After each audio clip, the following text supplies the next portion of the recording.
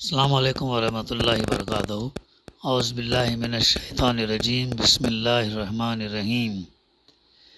بل یرید کل امرئ منہم ان یؤتی صحفا منشرہ کلا بل لا یخافون الآخرہ کلا انہ تذکرہ فمن شاء ذکرہ وما یذکرون الا ان یشاء اللہ و اہل التقوی و اہل المغفرہ۔ صدق اللہ العلی العظیم۔ رب اشرح لی صدری ویسر لی امری واحلل عقدۃ من لسانی یفقہوا قولی۔ بلکہ ان میں سے تو ہر ایک یہ چاہتا ہے کہ اس کے نام کھلے خط بھیجے جائیں، ہرگز نہیں۔ اصل بات یہ ہے کہ یہ آخرت کا ڈر نہیں رکھتے، ہرگز نہیں۔ یہ تو ایک نصیحت ہے، قرآن مجید ایک نصیحت ہے۔ اب جس کا جی چاہے اس سے سبق حاصل کر لے، اور یہ کوئی سبق حاصل نہ کریں گے الا یہ کہ اللہ ہی ایسا چاہے۔ وہ اس کا حقدار ہے کہ اس سے تقویٰ کیا جائے، اور وہ اس کا اہل ہے کہ یعنی تقویٰ کرنے والوں کو وہ بخش دے۔ سورہ المدثر آیت نمبر 52 سے لے کے 56 تک کی تلاوت اور اس کی ترجمانی ہم نے ابھی سماعت کی۔ گزشتہ سے اس صورت کی تفسیر کا مطالعہ الحمدللہ جاری ہے۔ ہمارے سامنے گزشتہ جن آیتوں کا مطالعہ آیا تھا اس میں اللہ سبحانہ وتعالیٰ نے مثال دے کر فرمایا کہ یہ لوگ جو ہے اس نصیحت سے کیوں منہ موڑ رہے ہیں۔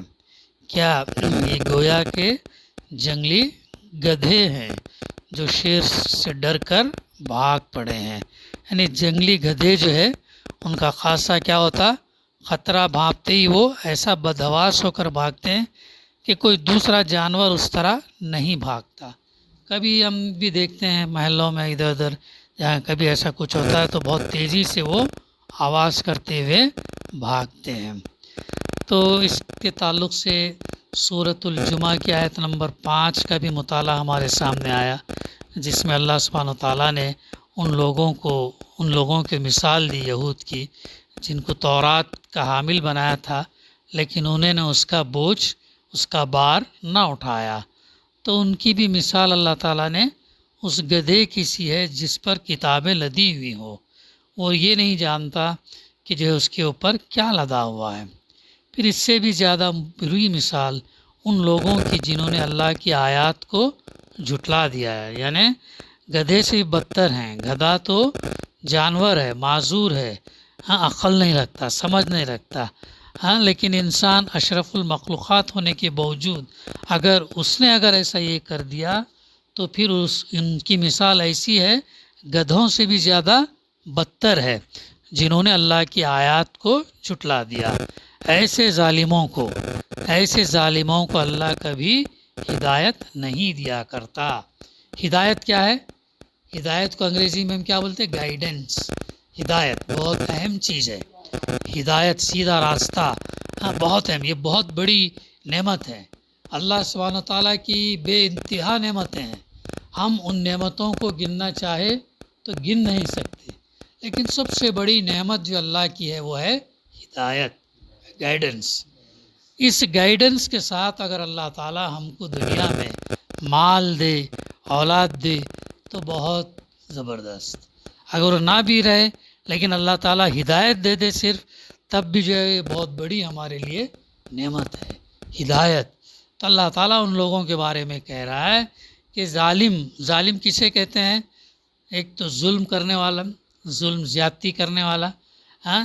اب یہاں پر عربی میں جو ظالم کیا ہے، معنی یہ ہے کہ اللہ کا حق ہے کہ انسان جس کو اس نے پیدا کیا وہ اس کی کیا کرے؟ بندگی کرے۔ اگر اس کی بندگی انسان نہیں کرتا تو وہ ظالم ہے، کیونکہ اس کے حق کو پہچاننا، اس کے پوزیشن کو پہچاننا، اس کے رائٹس کو پہچاننا اور اس کے مطابق اس کا حق ادا کرنا، اگر نہیں کرتے تو گویا کہ اس نے ظلم کیا، اللہ کے ساتھ ظلم کیا۔ یہ تو ایسے جو ظالم ہیں، جو اللہ کی اطاعت فرمانبرداری نہیں کرتے ہیں، تو ان کے بارے میں یہ بتایا جا رہا ہے کہ اللہ ایسے ظالموں کو کبھی ہدایت نہیں دیا کرتا۔ یہ بھی جو سورہ جمعہ کے اندر یہ بات آئی تھی۔ تو یہاں پر جو شیر سے ڈر کر بھاگ پڑے ہیں، اس سے جو نصیحت سے جو منہ موڑ رہے ہیں، اللہ تعالیٰ نے ایسی بات ان پر کہا۔ پھر آگے فرمایا جا رہا بلکہ ان میں سے تو ہر ایک یہ چاہتا ہے کہ اس کے نام کھلے خط بھیجے جائیں۔ یعنی یہ منکرین کیا چاہتے تھے؟ یہ قریش یا عرب جو اللہ کے رسول کے پیغام کو سن نہیں رہے تھے، ایمان نہیں لا رہے تھے، یہ چاہتے ہیں کہ اللہ تعالیٰ نے اگر واقعی محمد صلی اللہ علیہ وسلم کو نبی مقرر فرمایا تو وہ مکے کے ایک ایک سردار اور ایک ایک شیخ کے نام ایک خط لکھ کر بھیجے کہ محمد صلی اللہ علیہ وسلم ہمارے نبی ہیں، تم ان کی پیروی قبول کرو۔ یہ ان کا مطالبہ تھا قریش کا۔ ہاں، اللہ کے پاس سے آنا، اللہ ہم کو خط دے کر بھیجنا، قرآن جیسا دے کر بھیجا ویسا اللہ ہم کو خط دے کر بھیجے، یہ نبی ہے، ان کی بات مان لو۔ یہ ان کا مطالبہ تھا، تو ہم ان کی پیروی کریں گے، اور یہ خط ایسے ہوں جنہیں دیکھ کر انہیں یقین آ جائے کہ اللہ تعالیٰ ہی نے یہ لکھ کر بھیجے ہیں۔ ان کو وہ بھی ڈاؤٹ نہیں چاہیے تھا، ان کو یہ تھا کہ ہم کو ان کو یقین آنا کہ اللہ ہی نے بھیجا، کسی اور سے لکھوا کر نہیں لائے، بلکہ دیکھنے کے بعد ان کے اندر یہ ذہن میں بات آئے کہ اللہ ہی نے لکھ کر بھیجا۔ ایسے مطالبے کرتے تھے۔ دیکھو کتنا بڑا چیلنج تھا اللہ کے رسول صلی اللہ علیہ وسلم کے سامنے، یہ پیغام ان کو سنانا، بتانا، اس راستے پر لے آنا، کتنا کیسی مخالفت کرتے تھے، اندازہ لگاؤ۔ ایک اور مقام پر قرآن مجید میں کفار مکہ کا یہ قول نقل کیا گیا کہ ہم نہ مانیں گے۔ ایک اور جگہ سورہ انعام کے اندر کیا کہتے تھے اللہ کے رسول صلی اللہ علیہ وسلم سے وہ کہ ہم نہیں مانیں گے جب تک وہ چیز خود ہم کو نہ دی جائے جو اللہ کے رسولوں کو دی گئی۔ یعنی جو اللہ کے رسولوں کو اللہ تعالیٰ نے کتابیں دی، صحیفے دیے، یا آخری رسول صلی اللہ علیہ وسلم کو قرآن دی، جیسے یہ چیز آپ لوگوں کو دی گئی ہے ویسے ہم کو بھی دیا جائے اسی شکل میں، اور اللہ کی طرف سے ہو، تب ہم بات مانیں گے۔ یعنی کتنے مشکل کنڈیشنز وہ لوگ رکھتے تھے انکار کرنے کے لیے، جھٹلانے کے لیے، نہیں ماننے کے لیے۔ سورہ انعام آیت نمبر 124 میں اس کا تذکرہ ملتا۔ ایک دوسری جگہ ان کا یہ مطالبہ نقل کیا گیا کہ آپ ہمارے سامنے آسمان پر چڑھیں، یہ بھی ایک ان کا مطالبہ تھا۔ دیکھو کیسی باتیں قرآن مجید ہم پڑھتے نہیں ہیں تو اس وجہ سے معلوم نہیں ہوتا۔ یہ بھی سورہ انعام میں، یہ نہیں سورہ بنی اسرائیل میں آیت نمبر 93 میں کیا ان کا مطالبہ تھا کہ آپ ہمارے سامنے آسمان پر چڑھیں اور وہاں سے ایک لکھی لکھائی کتاب لا کر ہمیں دیں جسے ہم پڑھیں۔ آسمان پر ہمارے سامنے چڑھنا، ایسے چڑھنا آسمان پہ، اور لکھی لکھائی کتاب لے کر آنا، تب ہم جو ہے تمہارے کو کیا مانیں گے؟ رسول مانیں گے۔ تو یہ ان کا مطالبہ تھا۔ تو یہ ایسے مطالبات جو ہے وہ لوگ کرتے تھے۔ پھر آگے اللہ تعالیٰ کیا فرما، کلا ہرگز نہیں، ایسا ہرگز نہیں ہوگا، بل لا یخافون الآخرہ، اصل بات کیا ہے کہ تم جو یہ باتیں بنا رہے، بہانے تلاش کر رہے، جو ایکسکیوز تم دے رہے، اصل بات یہ ہے کہ آخرت کا خوف تم نہیں رکھتے، آخرت کے بارے میں تم ڈرتے نہیں۔ اصل میں یہ ہے جس کی وجہ سے تم یہ ہیلے بہانے بنا رہے۔ اصل انسان کا معاملہ بھی یہ، ہمارے ساتھ بھی یہی ہے۔ آخرت کا اگر ہمارے اندر صحیح عقیدہ، صحیح ایمان، صحیح اگر یہ ہے تو پھر اس کا سوچنے کا، اس کی زندگی گزارنے کا طریقہ جو ہے نا بالکل الگ ہوتا ہے۔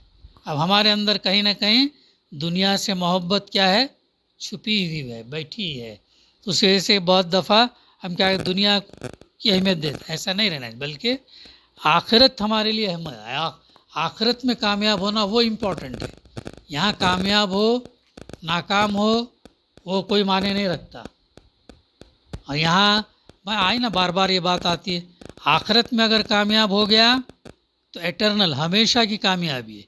یہاں کامیابی جو انسان الگ معیار بنا رکھا ہے، عارضی ٹیمپرری کامیابی ہے۔ بہت امیر ہو گیا ہے نا، سنتے ہیں نا واقعات، شداد کا جنت بنائے، یہ نہریں بنایا، دودھ کی، اس کی، اس کی، لیکن قدم رکھنے سے پہلے انتقال ہو گیا۔ بہت سارے ایسے لوگ گھر ہیں بڑے بڑے محل کی شکل میں بنائے کریں، ہاں، لیکن جو گھر میں رہنے سے پہلے ہی انتقال ہو گیا. کتنے کیسز ہیں. یہ تمام چیزیں ہمارے لیے کیا ہے؟ عبرت ہے، سبق ہے، لیسن ہے، نصیحت ہے. اس سے ہم کو لیسن اخذ کرنا، ڈرا کرنا چاہیے، اور اپنے اس سے جو ہے اپنی ہدایت پر، اپنے ایمان کو جو ہے مضبوط کرنا چاہیے. یہ تمام چیزیں اللہ پر ہوتی ہیں. اس لیے کیا ہے؟ دنیا کی زندگی ہمارے لیے مسافر خانہ ہے، ویٹنگ روم کے جیسا ہے. ہم کو جیسے جانا ہے دہلی، ہاں، اب دہلی ہم کو جانا ہے تو وایا حیدرآباد اگر ہم کو جا رہے، حیدرآباد میں ہمارا رکنا کیسا ہے؟ گویا ویٹنگ روم کے جیسا ہے. جانا ہم کو دہلی، ویٹنگ روم کے اندر ہم چیزیں جمع کرتے بیٹھیں گے ہمیشہ ویٹنگ روم میں رہنا ہے کر کے؟ نہیں، عارضی ہے، ٹیمپرری ہے. تو ضرورت کے حساب سے کھانا پینا، باتھ روم، یہ ہوئے، ناشتہ ہوئے، پانی کریں گے، پھر ٹرین پکڑ کے آگے جائیں گے. تو آخرت کا معاملہ بھی ایسے ہی ہے. اس سے پہلے بھی ہماری روحیں تھیں، تو اللہ تعالیٰ نے ان روحوں سے یہ وعدہ لیا، الستُ بربک، کیا میں تمہارا رب نہیں ہوں؟ ہمارے کانشینس کے اندر. تو وہاں پر تمام انسان نے کہا قالوا بلا، شاہد نام انسان کہے گا ہاں اے اللہ تو ہم سے وعدہ لے چکا ہے، تو ہم نے وہاں پر عہد کر کے آئے ہیں. تو دیکھا جائے تو ہماری یہ دوسری زندگی ہے، اور یہاں سے ہم کو آخرت میں منتقل ہونا ہے. یہاں پہ برزخ، ابھی قبر کی زندگی، برزخ، وہاں پہ منتقل ہونا ہے. پھر اس کے بعد ہم اٹھائے جائیں گے. تو یہ دنیا کی زندگی گویا کیا ہے؟ ویٹنگ روم کے جیسا ہے. اس میں کوئی اچھا ویٹنگ روم میں رہ رہا ہے، کوئی کم ویٹنگ روم میں رہ رہا ہے، بہرحال ویٹنگ روم کی زندگی. تو یہ سمجھ کر ہم کو جو ہے نا زندگی گزارنا ہے. تو یہاں پر یہ بات بتا رہا، یہ جو تمہارے ایکسکیوزز ہے، یہ جو کچھ نہیں، بلکہ اصل بات یہ ہے کہ تمہیں آخرت کا ڈر نہیں ہے، تمہیں اس دوزخ کا، عذاب کا، گناہ کے عوض میں جو سزا تم کو ملنے والی ہے اس کا ڈر نہیں ہے. تمہاری اصل زندگی، تم کو جانا ہے اصل آخرت میں، جیسا تم کو جانا ہے اصل میں دہلی میں تم کو جانا ہے، لیکن بیچ کے اسٹیشن پر رک کر تم یہ سمجھتے ہو کہ میری یہی زندگی ہے، تو تمہارا یہ غلط ہے. یہ چیز جو ہے نا یہ بھی بڑا اہم نقطہ ہے. یہ ان کے ایمان نہ لانے کی اصل وجہ یہاں پر بتائی گئی کہ آخرت جو ہے وہ یہ نہیں رکھتے. انہوں نے کیا سمجھ رکھے؟ سب کچھ اسی دنیا کو سمجھ رکھا ہے، اور انہیں یہ خیال نہیں ہے کہ اس دنیا کی زندگی کے بعد کوئی اور زندگی بھی ہے جس میں ان کو اپنے اعمال نامے کا حساب دینا ہوگا، ہے نا بات. اب منکرین کیا سمجھتے؟ سرداران مکہ کیا کہتے تھے؟ ہم کو یہاں پر جو آرام، آسائش، مال، دولت، اولاد، یہ اللہ نے ہم سے خوش ہوا کر کے تو دیا ہے، ایسا کہنا تھا. اب جہاں یہاں پر خوش ہو کر دیا ہے تو آخرت میں بھی ہم کو خوش ہو کر دیں گا، ایسا ان کا کہنا تھا. لیکن ایسا نہیں ہے. یہاں پہ جو دیا گیا ہے آزمائش کے لیے دیا گیا ہے. جن کو نہیں دیا گیا ان پر بھی آزمائش ہے، جن کو دیا گیا ان پر بھی آزمائش. تو دونوں تو یہ کرائٹیریا ہم مسلمان بھی بنا لیتے ہیں، ایسا نہیں بنانا چاہیے. ہر صورت میں ہماری کیا ہے؟ ٹیسٹ ہے، آزمائش ہے، امتحان ہے ہمارا. ہر صورت میں ہمارا امتحان ہے. تو یہ بات جو ہے غور سے اس کے اوپر بار بار ہم کو دھیان میں رکھنا چاہیے، اور جو ہے سنجیدگی سے ہمیں سوچنا چاہیے، اور اپنا مقصد یہ بتانا کہ آخرت میں کامیاب ہو جاؤں، جو بھی ہو آخرت میں جو ہے میں کامیاب ہو جاؤں. یہ دراصل اس کا مقصد ہونا. پھر آگے فرمایا جا رہا لا یخافون الآخرہ کلا، ہرگز نہیں. پھر فرمایا گیا یعنی ان کا ایسا کوئی مطالبہ ہرگز پورا نہ کیا جائے. یعنی جو مطالبات یہ لوگ کر رہے کہ آپ جو ہے سیڑھی پہ چڑھ کر لکھ کے لائیں اللہ کے پاس سے، ہر ایک کے لیے الگ الگ لے کر آئیں، اور ایسا بھی ہو کہ ہم دیکھنے کے بعد سمجھیں کہ اللہ کی جائے، یہ تمہارے مطالبات جو ہے یہ پورے نہیں کیے جائیں گے. یہ تمہارے مطالبات پورے نہیں کیے جائیں. انہ تذکرہ، یہ تو ایک نصیحت ہے. قرآن مجید کیا ہے؟ نصیحت ہے، گائیڈنس ہے، ایڈوائز ہے، ہمارے لیے رہنمائی ہے، ایک نصیحت ہے. فمن شاء ذکرہ، اب جس کا جی چاہے اس سے سبق حاصل کر. اللہ تعالیٰ زور زبردستی کسی کو ہدایت نہیں دیتا. اگر اللہ تعالیٰ چاہتا تمام انسان ایمان والے ہو جائے دنیا میں تو ایک لمحہ بھی نہیں لگتا دلوں کو پھیرنے کے لیے، سب لوگ ایمان والے ہو جائے، لیکن وہ نہیں چاہتا۔ وہ چونکہ ہم کو امتحان کے لیے بھیجا ہے اس لیے وہ دیکھنا چاہتا ہے۔ اگر سب لوگ ایمان والے ہو جائے تو پھر امتحان کس بات کا؟ امتحان لے گا کیوں؟ کیا ضرورت تھی جنت سے نکال کر دنیا میں بھیجنے کی؟ جنت میں رکھتا پھر سب کو۔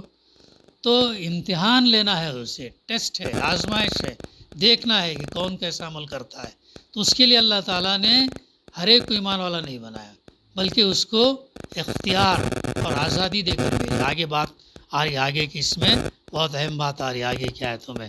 تو یہ چیز جو ہے نا ہمیں ذہن میں رکھنا ہے کہ اللہ تعالیٰ نے جو ہم کو اختیار دیا، آزادی دیا، اس کا غلط استعمال نہ ہو، اس کا صحیح استعمال کریں ہم۔ جو اللہ اور اس کے رسول نے ہمیں بتایا وہ ویسا ہم استعمال۔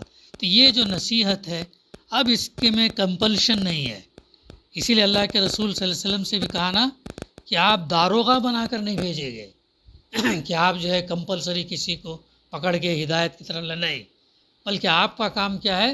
بات پہنچا دینا، بات پہنچا دینا، ہدایت دینا اللہ کا کام ہے، ہدایت اللہ کے ذمہ ہے۔ تو یہ اسی طریقے سے تو یہاں پر بھی یہی بات، اور ایسا گیا گزرا کلام نہیں ہے بھائی آؤ گر پڑھ کے یہ کرو، نہیں، اس کی قدر ہے، اعلیٰ کلام ہے، ہائیسٹ لیول کا، یہ انسان اس کا سوچ بھی نہیں سکتا، ایسا کلام ہے۔ تو اب جو اس کی قدر کرے گا اس سے قریب ہوگا، جو اس کی قدر نہیں کرے گا اس سے دور ہوگا۔ تو اب جس کا جی چاہے اس سے جو ہے اس سے سبق حاصل کر لے، اور یہ کوئی سبق حاصل نہ کریں گے الا یہ کہ اللہ ہی ایسا چاہے۔ بقا انشاءاللہ آئندہ سلسلہ جاری رہے گا۔ دعا ہے کہ اللہ سبحانہ و تعالیٰ کہنے سننے سے زیادہ عمل کرنے کی توفیق دے۔